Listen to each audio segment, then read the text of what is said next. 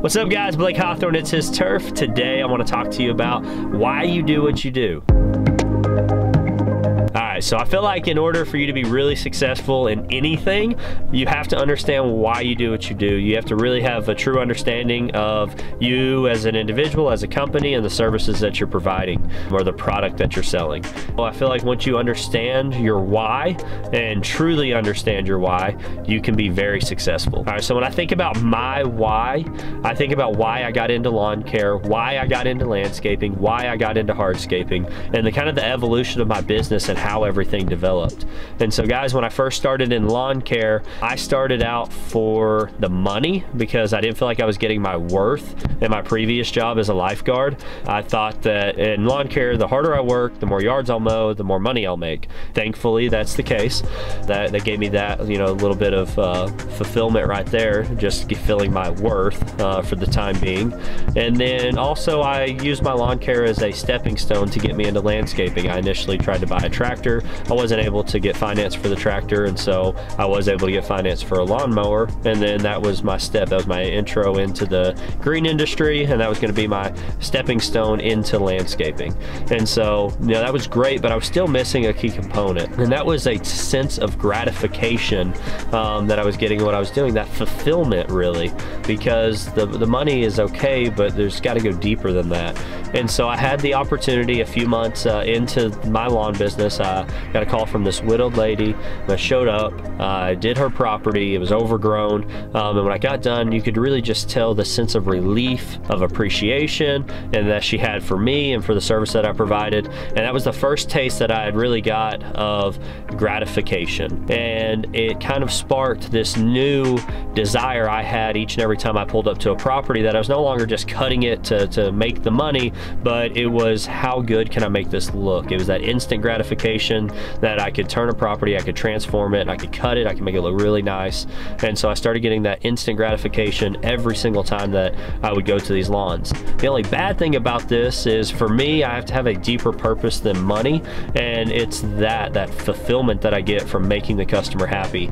It wears off and I have to go back in 2 weeks and mow it again, and it's just kind of this process.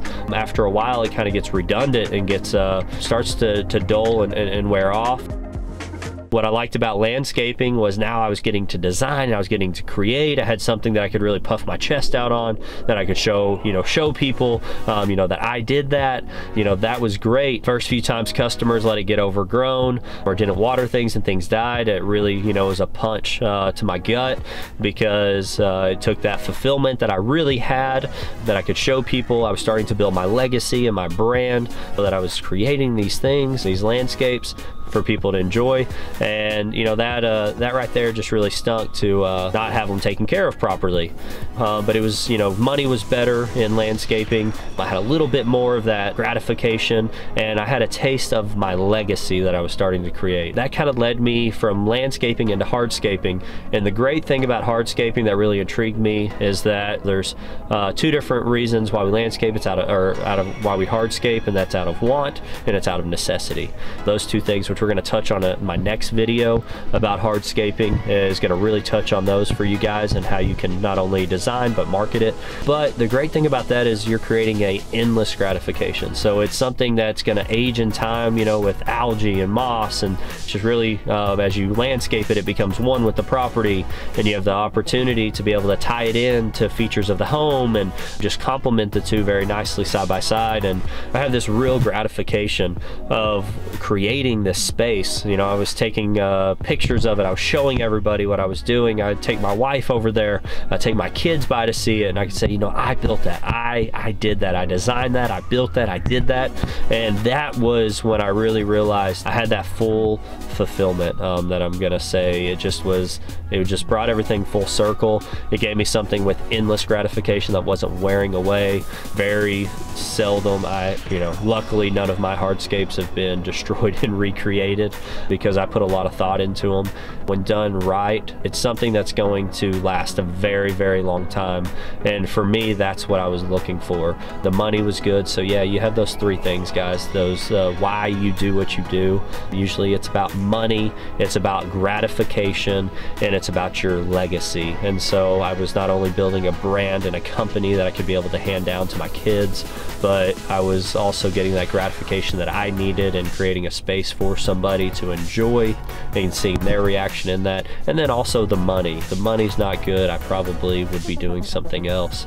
And that's just me being, transparent with you guys. And, not all of them are wins and successes. There are some losses and some hard lessons learned, but I can still say that even on the ones that I've lost money on, I'm still very proud of them. I went the extra step to make them what they needed to be, to put my name and my stamp of approval on them. And when you take that kind of pride in it, people notice. All right, guys, so why do you do what you do? I want you to leave a comment down below. Let me know what you think. And in our next video, like I said, we're going to be talking about hardscapes, how to market them, and the two main reasons that people do hardscapes.